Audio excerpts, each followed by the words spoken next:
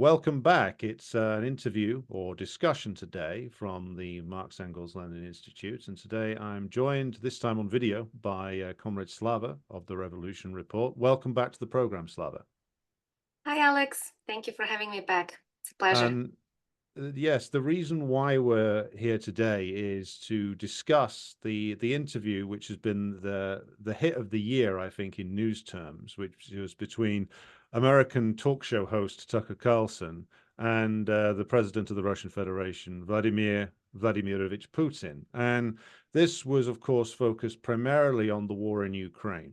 And Putin, for his first answer, of course, gave a long expression of how what I'm going to call the Russian ruling group views the history of Russian-Ukrainian relations. And of course, myself and Slava are both communists. We are both Marxist-Leninists. So I thought it would be an excellent chance to sit down and have a discussion with somebody who comes from the area under discussion, but of course takes a critical view of the mythologies used by the Russians and the Ukrainian nationalists. So, Slava, I'll start by asking you, what was your impression of the interview overall before we get to the historical context? Well, it was a great interview, I think, overall. It's a good thing that Tucker was able to finally go to Russia. I was impressed because to the last minute, I thought he's going to back off. I wasn't sure. He was trying, as far as I'm aware, for many months to go. So it's a good thing. It's good, especially for the American public, because the information about the war is being, hidden from American public. The media is constantly lying. So now the people of America and the rest of the world were able to finally listen and hear what Putin has to say.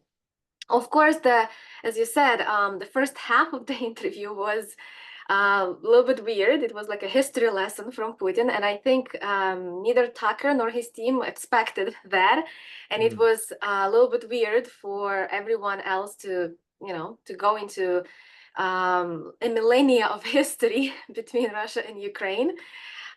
So as a Ukrainian and as Marxist, I have some things to say about that period of time. But overall, I agree with many points that Putin have made in the interview, and I think it was great.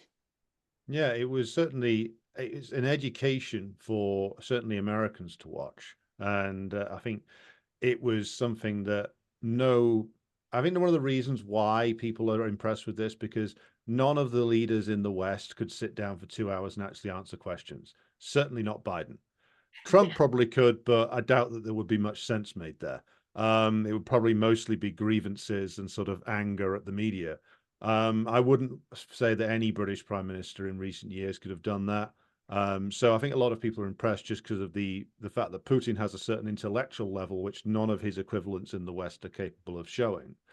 But I think to pick up on something you said there, Slava, I think it's important for us as communists to be able to actually critique properly the words even of leaders who are currently engaged in a fight against US imperialism, because we not only have to retain our own organizational, but also intellectual independence and have to be prepared to not be afraid of telling the full truth to the working class. We have to have, as part of our belief and about in the working class as the future ruling class, a belief that the working class can handle complexity. And so I don't think we should be afraid of saying, okay, well, this is where Putin has been correct, and this is where he is misrepresenting something. We are in this to do, serious analysis and the development of revolutionary movements. I don't think we're in this as fanboys or fangirls. But what would your response to that be? Yes, I often being called Putin's fan because the Ukrainians would consider me a traitor since I'm pro-Russia in in this war, right? And so I think especially for someone like me, it's important to say, okay, yes, I agree with Putin. I agree with reasoning for starting special military operation. I understand why it's done and so on and so on. But there is place and time to criticize. And it doesn't mean that, I'm doing disservice to Putin by criticizing, by pointing out these things. I'm just simply stating that he is still a capitalist. He is representing the capitalist class of his country. So they do have, Putin still has his national chauvinism in him. So it's rightful to point that out, and it's not going to do any harm, in my opinion, to the overall cause. No, not at all. I mean, the point is that we need to be building the awareness of the working class about imperialism and about capitalism, not sowing illusions. Certainly not sowing illusions in our supposed own ruling class, especially in the imperialist countries, but also not seeing any leaders overseas, particularly of the bourgeois type, as messiahs. And that's definitely something we need to avoid. So looking then at the interview, as you said, Putin started by essentially giving a history lecture, or his version of history, and and I think it's important that we start off considering the claims that he makes here, because he's making some very specific claims regarding Russian and Ukrainian history and interrelatedness. And if you followed him for a while, none of these were new. He's said or written most of these before, but he's making some of them to specifically justify certain approaches he's taken now. But before we get to the more controversial matters, he makes the claim that Russia and Ukraine share this common origin, which is, of course, the Kievan Rus of Novgorod in the 9th century. So that's his view of the common origin of Russians and Ukrainians. And is that a controversial view? Is that fairly commonly accepted? Well, the Ukrainian nationalists don't agree with that. They want to claim the inheritance of Kievan Rus all for themselves, Hmm. and the Russian nationalists want to claim it for themselves. So it's kind of like a debate. They keep arguing about it, just the same way as they argue to whom the borscht belongs, or pierogies, or any other common foods that they share. Um, but to be fair, we should say that both sides, not just Russia and Ukraine, but also Belarus, they keep Hmm. forgetting about Belarus. Belarus also has roots in Kievan Rus. So all three of these countries should be equally saying, yes, we take roots in Kievan Rus, not to fight to whom it completely belongs, right? If we take a look at Kievan Rus, it had two centers of power. So the Kiev was on the south, and then Novgorod was up north. Novgorod is almost by St. Petersburg, so it's Hmm. very up north.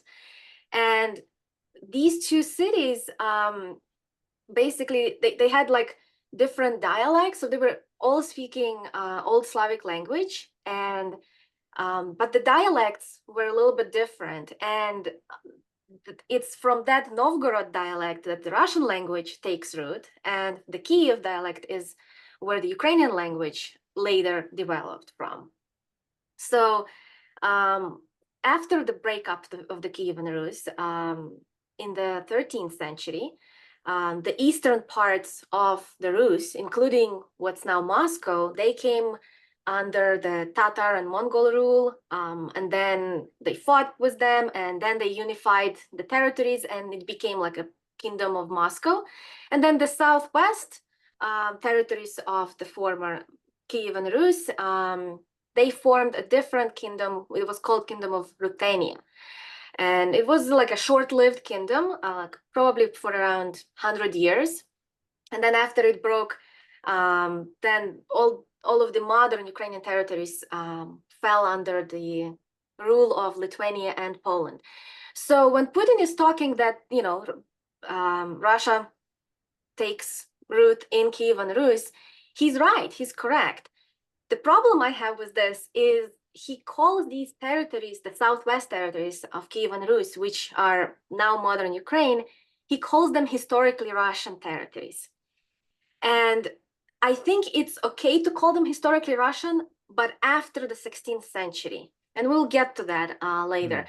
But prior to that, I think it's not fair for him to call it Russian territories because there was no Russia at that point. So it was Kievan Rus, and you can say it's a Kievan Rus territories, not Russian. So when he's calling it Russian, he's feeding into this hatredism that the Ukrainian nationalists have. You know, they're saying, oh, he's trying to strip us away from our, our history of being part of Kievan Rus, and they would be right because he's making that claim. So I think it's not a good idea for him to keep claiming that these are all Russian territories. Well, so the split between the northern Kievan Rus and then the successor states of the southern, like that happens with the breakup in sort of caused by the Mongol invasions, and the various different principalities emerged from this.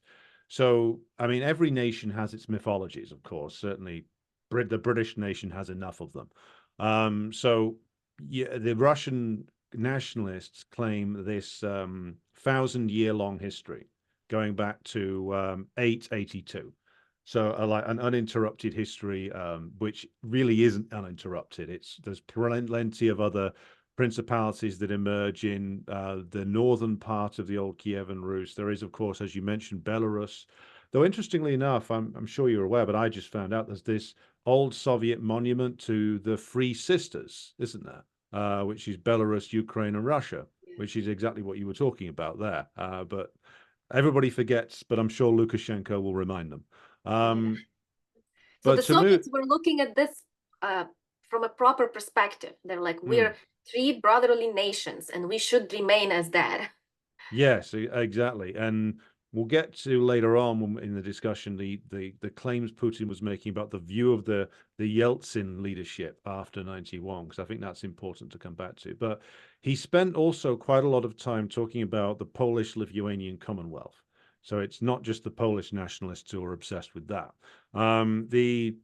The idea being, and I think this was a specific reference to the modern special military operation, that what he described as the Russian peoples in the southern part of the Polish-Lithuanian Commonwealth were being oppressed, and I've seen many Russian nationalists talk about this, and that they were trying to appeal to the government of the Poland, Lithuania at the time, but they were ignored, and so they made appeals to the Tsar because they were being oppressed because of their Orthodox religion and their Russian language, though we can talk about whether that was actually accurate in the way he's talking about that.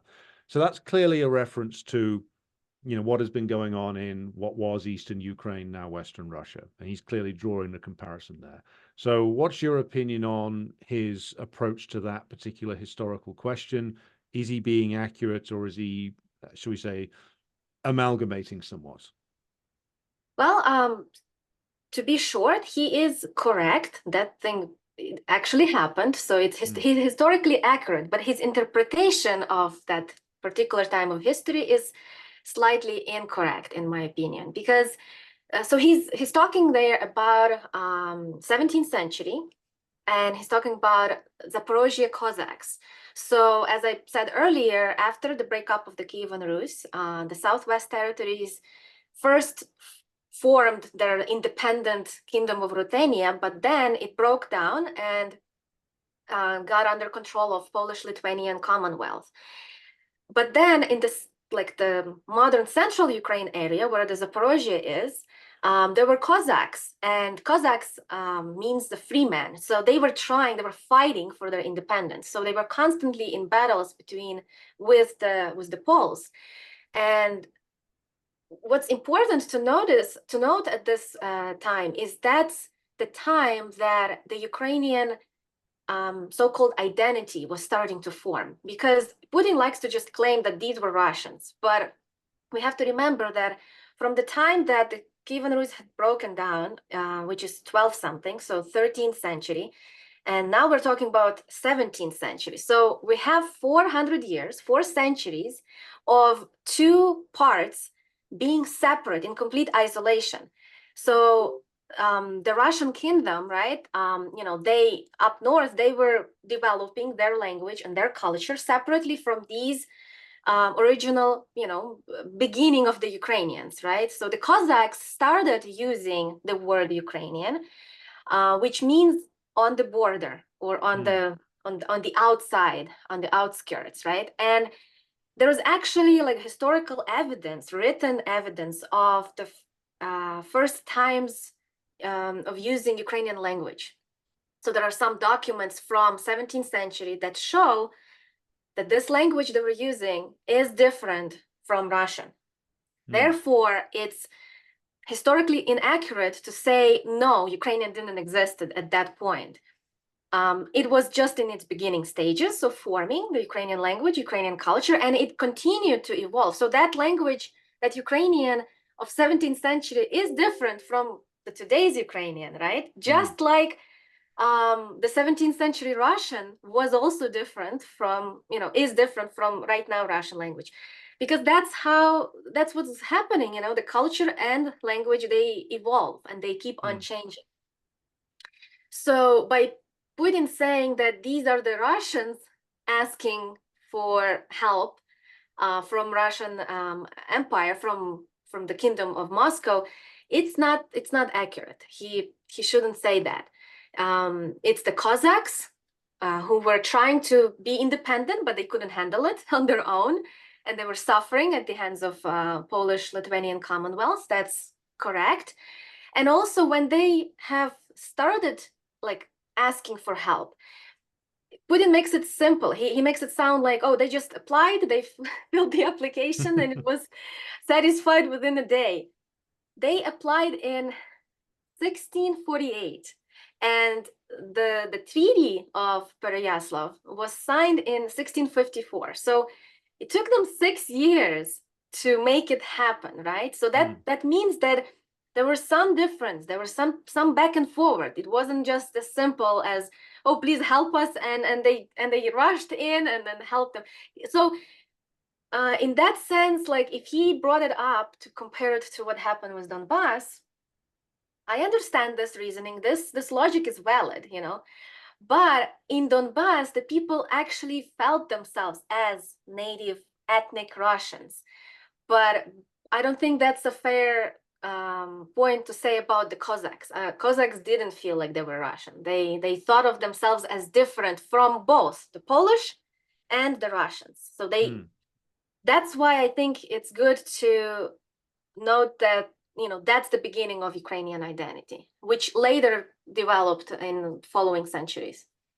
And it's important to note there that the Ukrainian language, which I only have a certain amount of knowledge of, develops from a common root with Russian, perhaps back in the days of the Kievan Rus. It starts from similar points, but then you have 400 plus years of separation. So like any language that is related but separate, have separate branches.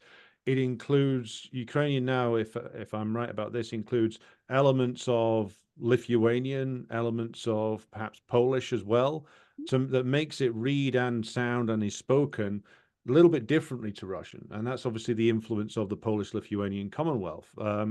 But I've heard some Russian nationalists claim that the Ukrainian language was just adapted from Russian in the 19th century by a bunch of poets to please the Tsar. But I think that seems to be an enormous lie. Yes, I actually saw some statistic on it was some sort of a study that they compared languages, and to my surprise, I mean, I speak Ukrainian is my language, and then the Russian is my second. So I always thought that the biggest similarity will be between Ukrainian and Russian. Among the Slavic languages, but to my surprise, Ukrainian has most similarity with Belarusian. It was 90%. And then the second place was, I think, Polish language, like 70-something% is similarity. And then the Russian was 66%. So that's, to my surprise, I was actually shocked because I understand Polish, but I can't speak. But I've never practiced also. So, but I still understand everything they're saying. Same with Belarusian. Belarusian, I completely understand the language. But because I made a point of learning Russian, I can now speak Russian fluently. I see that's interesting because that completely contradicts certain elements of the Putin version of history, should we say? Yeah. So there is this. So the two things we've established in our discussion so far is that the root of the Ukrainian language is, of course, different to the version that is presented, i.e., the history of it by the Russian government and its sympathizers, and the war which Putin is referring to is a war which is viewed differently in terms of Ukrainian history. And it wasn't just a case of, oh, great father of all the Russias, come to save us and reestablish your glorious rule. Which, of course, Putin is making political points by the usage of history. We understand this, but it's important not to be get caught up in this romanticism that he is trying to engage in. Now, the other point to draw out here is the fact that Ukraine, the modern borders of Ukraine post 91, gets slowly absorbed by the Tsarist Empire over a number of years. So you have the entry there as in 1654, which Putin referred to, and you've just been talking about. You then have a long series of wars between the Tsardom and the Ottoman Empire on the one hand in the south, in what is now like the Black Sea coast. Yeah. And also you have other wars of the Russian Tsars involving the Polish-Lithuanian Commonwealth and also further north, the Swedes, that sort of formed the borders of the Tsarist Empire as it came to be.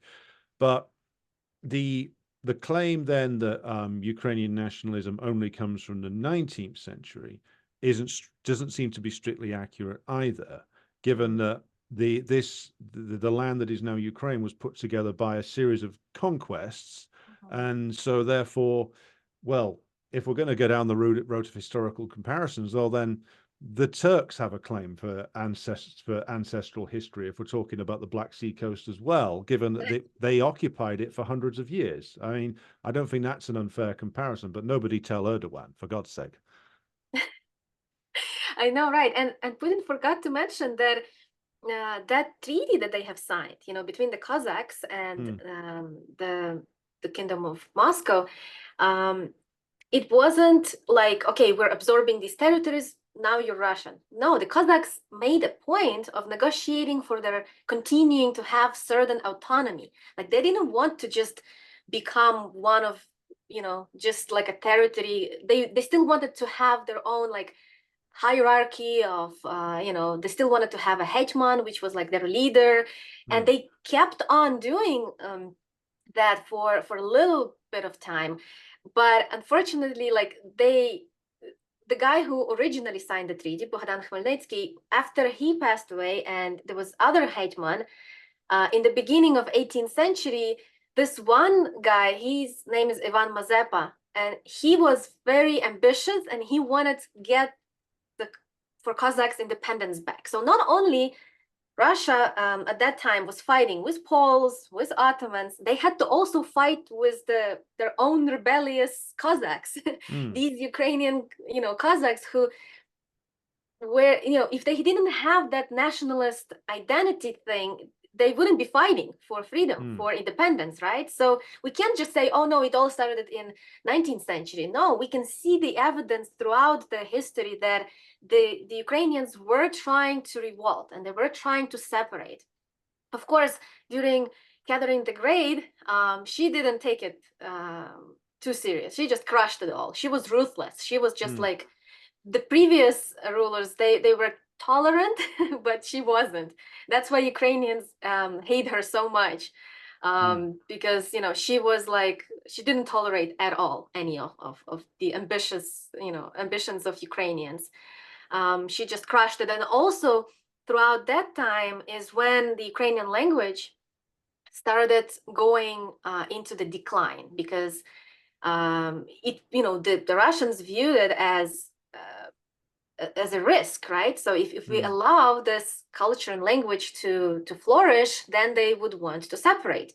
So therefore, whatever existing schools were in Ukrainian, they became all Russian. So the Russian Empire, they were trying to suppress the development of the Ukrainian culture and the language. And I think this is another point where I disagree with Putin. It says that the Ukrainians that were under the rule of the Poles were suffering, like they were oppressed and they didn't have freedom of speaking the language or developing their culture. He's correct, but he's forgetting to mention that the Ukrainians under Russian rule were also suffering from just the same exact thing. And that's not fair because, and he doesn't have to go this route because it's not his responsibility. I mean, it was feudalism on both sides. It was Russian Empire. So he doesn't have to defend the acts of Russian Empire, but he does. So that's kind of weird. Yeah, and that's a curiosity because, well, that points to the way in which the Russian ruling group views things, because they will defend the actions of 17th and 18th century and 19th century czars, but Yeah. of course they will always try and bury Lenin. They will never defend that. But we will come to that in a moment. But just to observe that the way in which that this is expressed by Putin and what he is defending is, in essence, the old program of the Tsardom of Russification, which didn't just affect Ukraine, of course. It was also something that was taken to other areas of the old Russian Empire in terms of suppression of local cultures, local languages. It's what Lenin and Stalin referred to as Great Russian chauvinism. And it was also done to Central Asian republics as well. So this was an established policy of the Tsardom, which was, we are going to create one people across and one culture across all of this countries. So when Putin says, "Oh, Russia has always respected the differences in its peoples," that's not true either. And this goes to the Bolshevik nationality policy as well, because the reason why that was necessary and why it was necessary to have the right to leave the Union and the right to retain your own languages and cultures was because the Tsardom had spent centuries trying to stamp them all out, essentially. But then Putin contradicts himself by essentially claiming that the Soviet nationality policy inside modern Russia, where there is a certain respect for local languages and religions, oh, well, that's always been the Russian policy. But it's not, is it? Yeah, so the same way as there was Polonization on the right now modern Western Ukraine territories, there was Russification on the East. And on both sides, Russian nationalists, including Putin, they like to say that Ukrainian language was just the language of the peasants, just like all of the aristocrats, they were speaking Russian. Well, that has a class, and like if we come from it from the class analysis, that's understandable why, because literacy was low among peasants. Peasants didn't know, so only on the Polish side, the nobles made a point of learning Polish language because they wanted to maintain their class position. Same on the Russian side, that's why the Ukrainian language was kept among the peasants. So it has a historical background. We can't just say, oh, it was always like that. It was just some dialect. Yeah. Yeah. And so this brings us to the more modern era, which is the period of World War One and the emergence of modern Ukrainian nationalism in the form of the National Rada after 1917, the dominance of Semyon Petlura, and also we must emphasize the uprisings in Kiev and elsewhere that were communist and communist inspired against the National Rada and against these Petlurists who were essentially just servants of the Kaiser, servants of German imperialism. So that tradition of Ukrainian communism has been sort of buried by mutual agreement between the Banderists and by Putin. Nobody wants to talk about that anymore, except perhaps Ukrainian Communist Party. But it's important for us to emphasize the fact that there were a lot of very heroic Ukrainian revolutionaries in that period who started fighting the White armies before the Red Army arrived and wanted to have a genuine union of the two countries, which brings us to two things. First of all, the the formation of Soviet Ukraine and the inclusion of the Donbass within it. So I want to get your opinion on, like, this is clearly a point that Putin keeps coming back to and bitching about, as do a lot of the Russian nationalists, and claiming that this was a terrible idea of Lenin's, of robbing historic Russian lands, etc. What is your view on the inclusion of Donbass within Ukraine, and what is your opinion on, like, well, why did the Bolsheviks decide to carry out that change? Well, yeah, there's a few things that I think played a role in that decision. Well, first of all, the Ukraine, what's now known as Ukraine, hasn't become a part of Soviet Union just overnight. It wasn't easy. It took 5 years for Mm, Ukraine to become a Soviet republic after 1917, right? So after the revolution, there were lots of fights and back and forward, and many, like numerous republics have formed. There was original Ukrainian Soviet republic that broke down. Then they were fighting with the Petliuras. Petliura was like a head of the army, so he wasn't the president or the like official ruler, right? But he was mm, the head of the army, and he was fighting with Bolsheviks. And then there was even an attempt of bringing Cossacks back, like Hetmanat. mm. And they brought this guy from Germany, Skoropadsky, I believe his last Yeah. name. It was ridiculous. It was like Ukraine went through such a turbulent times from 1917 to 1922. There were so many changes, and I think because the Donbass area, like if you look at the maps of those republics that were forming between 17 and 22, each of those republics were including Donbass area, with exceptions of maybe one or two. So one of those even included what's now Russian territory, the Kuban area, which is like Mm, between Azov Sea and the Caucasus, that area where Rostov-on-Don is. They included that, and also Belgorod area, mm. where Ukrainians are now bombing that city, right? So it's right above Kharkov. So even those territories were at some point included in those maps of the original Ukraine, which was they were trying to form, right? So I think when Bolsheviks were finally able to get everything under control and make sure Ukraine will be part of Soviet Union, they were analyzing, okay, these territories were included into the into the Ukrainian Republic already. Therefore, we'll just keep it that way. So that was one reason, I think. Instead of making drastic changes, right? Mm. Let's keep it the way it was.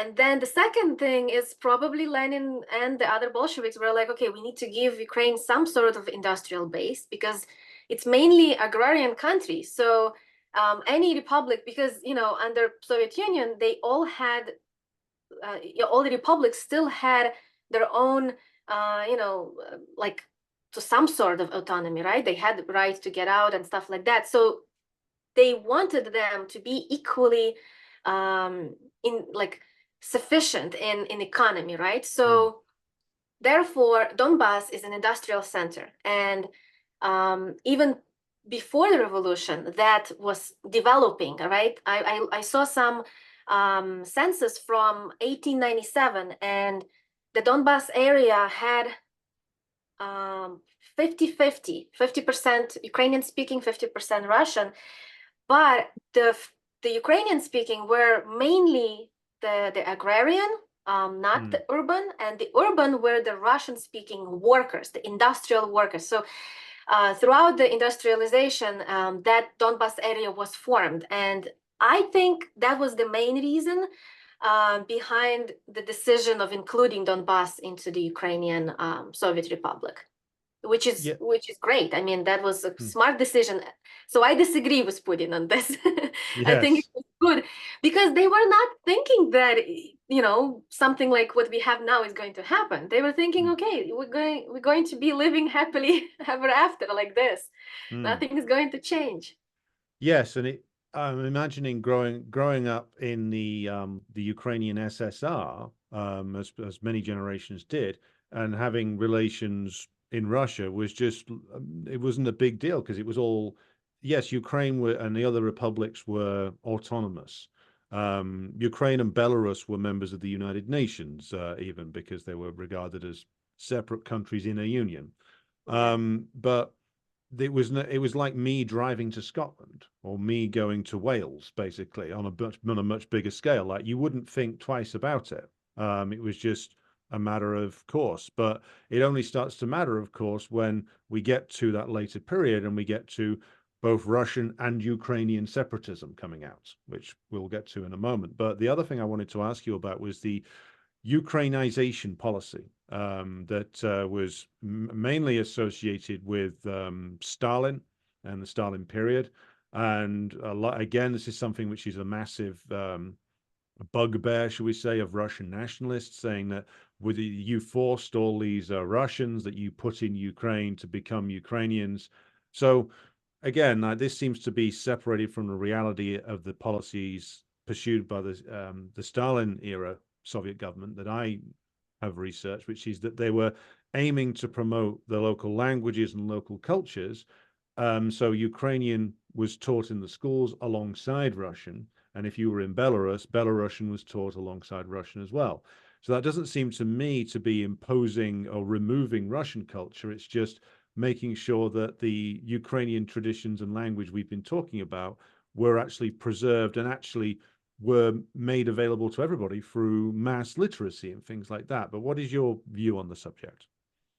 I think Lenin and the Bolsheviks, they understood the danger of nationalism. So they were trying to first undo the damage that the Russian Empire was doing by suppressing all the cultures, right? Second, they were trying to prevent a future revolts by the nationalists. One way to prevent it is to allow people to practice what they want to practice, right? The culture, the language. And that's the proper way to do it. Instead of suppressing, you allow them. And you're right, the Russian language wasn't suppressed. So they allowed them to practice their own, the Ukrainian language, while Russian was also used, and it was used to communicate between the republics, right? They still need to like one language so everybody can understand, so they can communicate between the 15 republics of the Soviet Union, right? Therefore, Russian was like a language, like a common language, and then locally people were allowed to speak their own. And yes, there were schools in Ukrainian.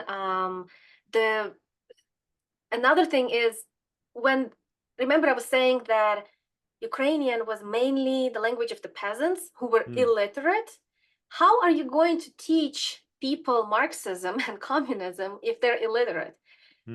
So therefore, you need to teach them. You need to have them go to schools and stuff.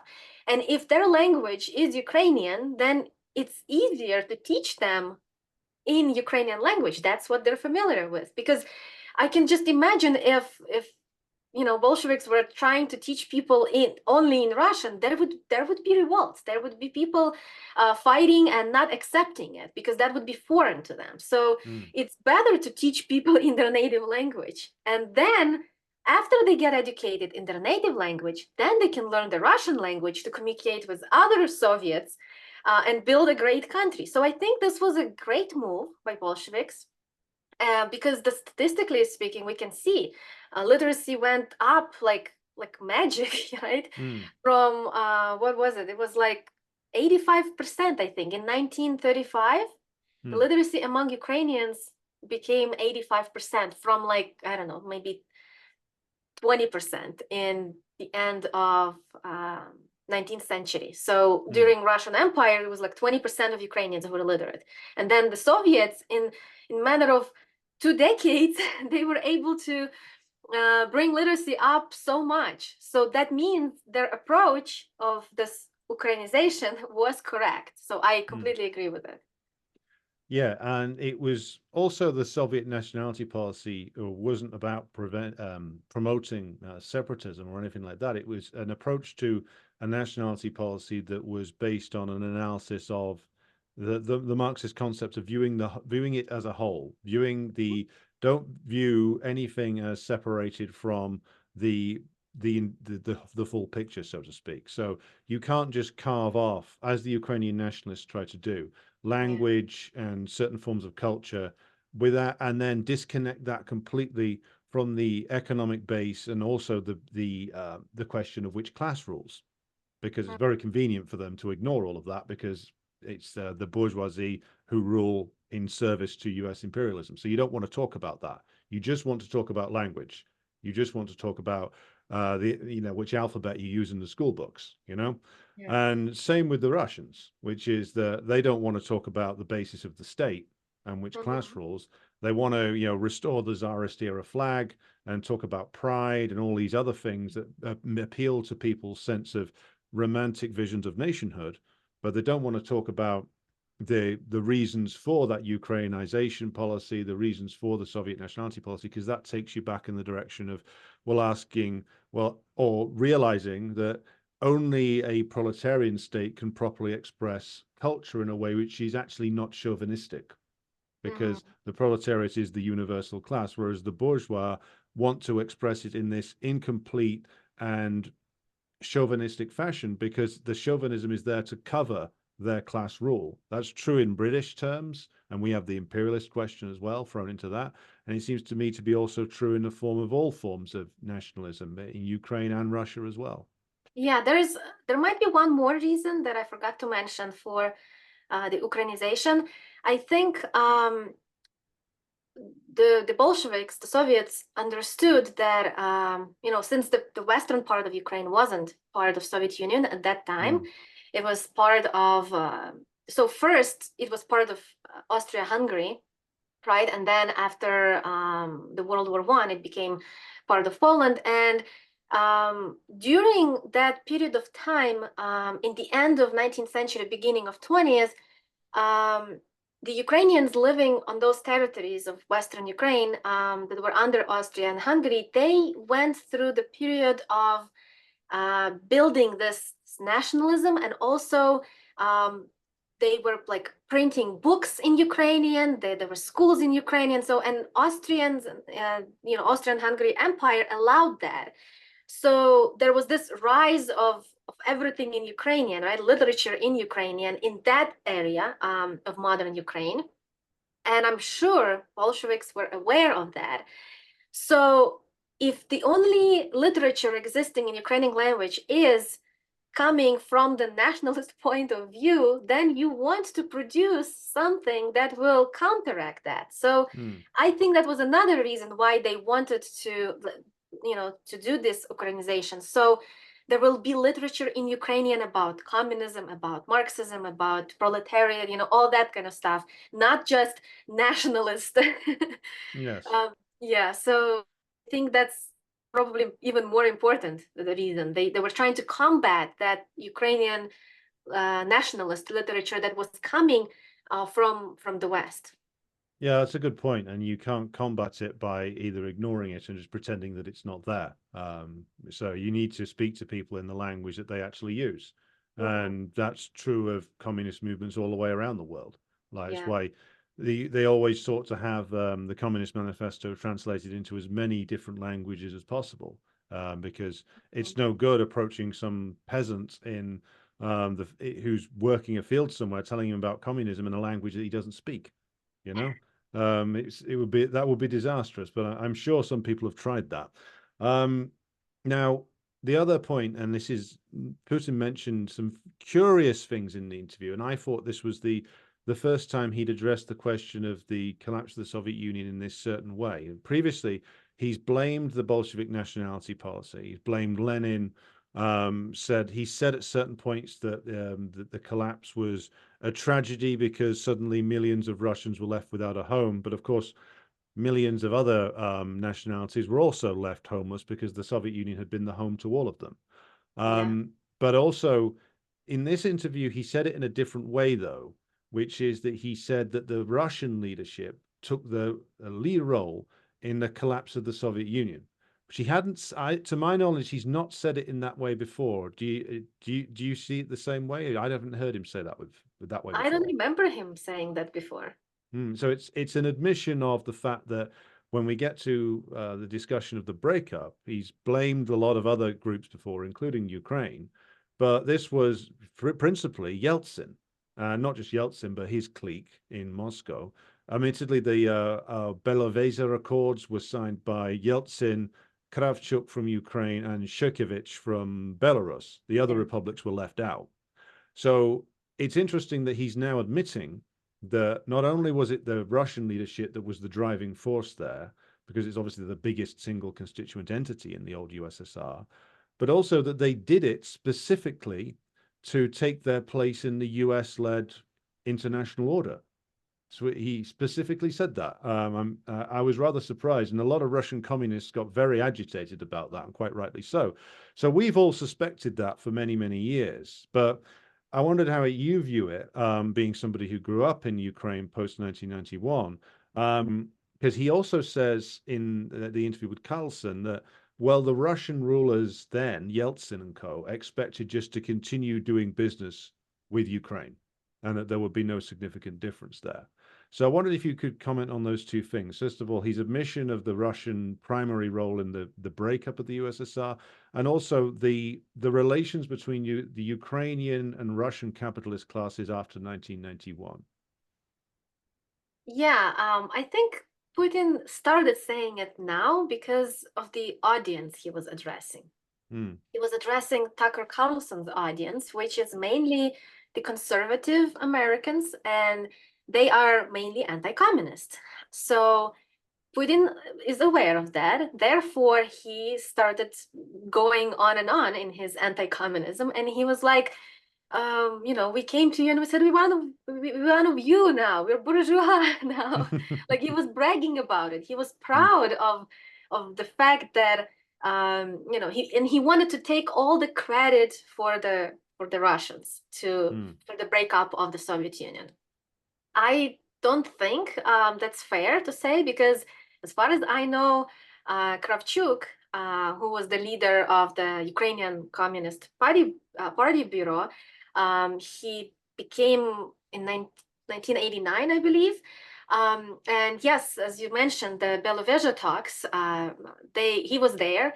And as far as I know, he was doing everything he could to make it happen. Like he was interested in the breakup of the Soviet Union. So, and he was bragging about it afterwards too. He was like trying to take all the credit for himself. Like, I fought for independence of Ukraine.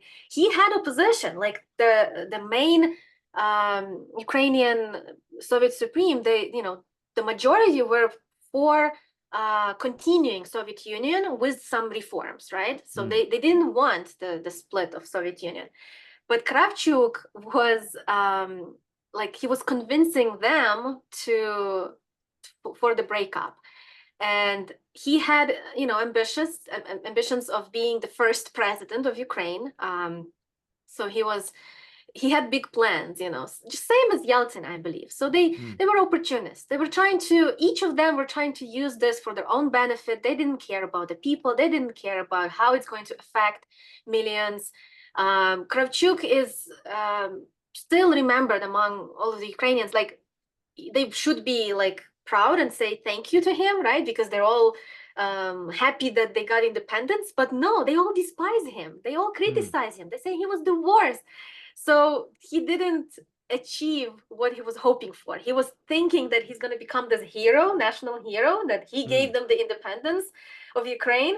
But no, they all say he was bad because of what happened afterwards. It was crazy times. 90s were so bad in Ukraine, just as everywhere else, but in Ukraine specifically, because Kravchuk he didn't plan.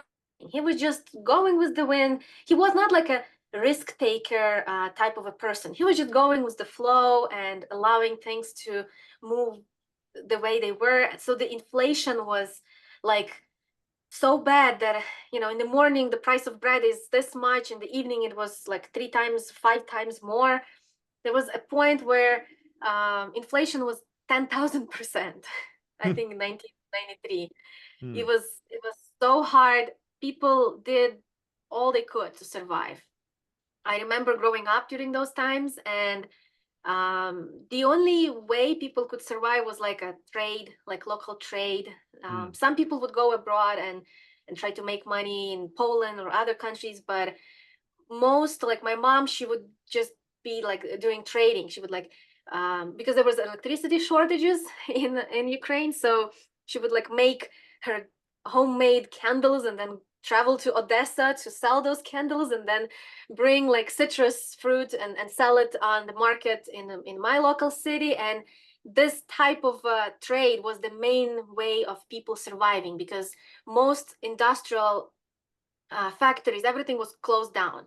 And then later it was, the Ukrainian oligarchs took over. So there was no jobs and people had to survive the way they could. And the funny thing about Kravchuk is that the only thing he can be proud of, his legacy is honored on the name of this wheel cart that people were using for doing these market tradings.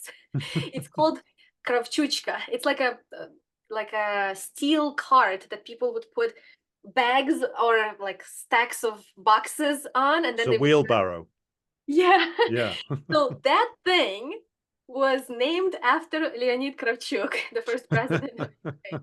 So he's honored like that. It's not a good honoring, but that kind of tells you the sentiment people have about him, that they're not grateful to him, they're despising him. No, and in the case of Russia and Ukraine and Belarus, all these Kravchuk, Shevchovich, Yeltsin, all directly violated the supposedly democratic mandate of the earlier 91 referendum on the continuation of the Soviet Union, where it was about at least 75% overall, and I think 75% in Ukraine to carry on some form of the Soviet Union. It was those three who basically carried out a coup to break it up. And again, the tragedy is nobody was capable of resisting them, even though millions of people didn't want it.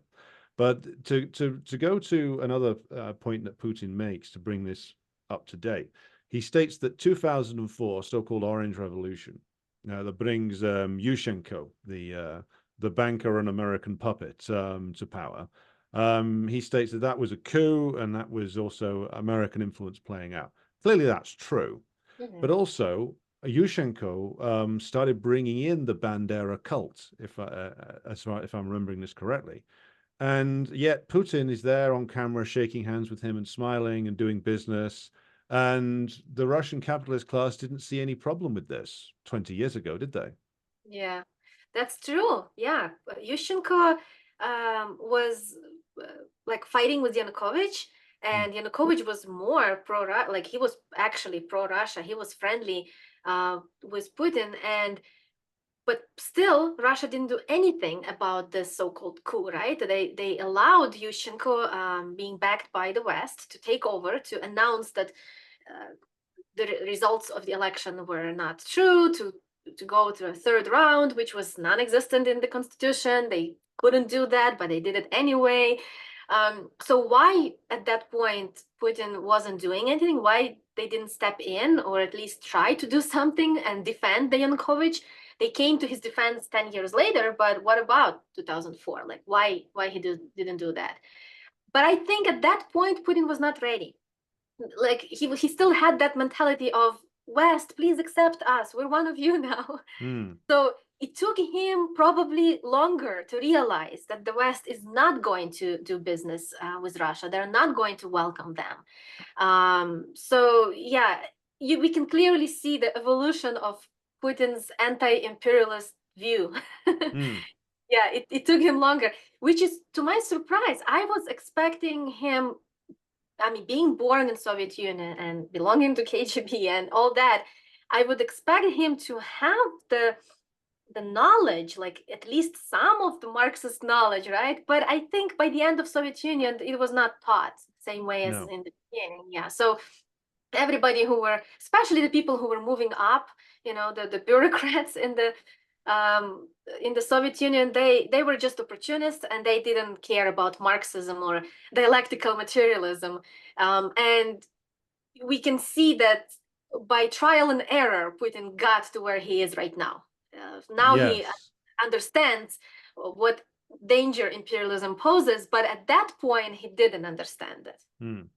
I mean, that's a good way of putting it. And there's nothing like being punched in the face repeatedly for 24 years to make you realize that, oh, right, okay, they're never going to accept us except as essentially a vassal state, you know, Mhm. with no independent industrial capacity, with no ability to actually defend yourself.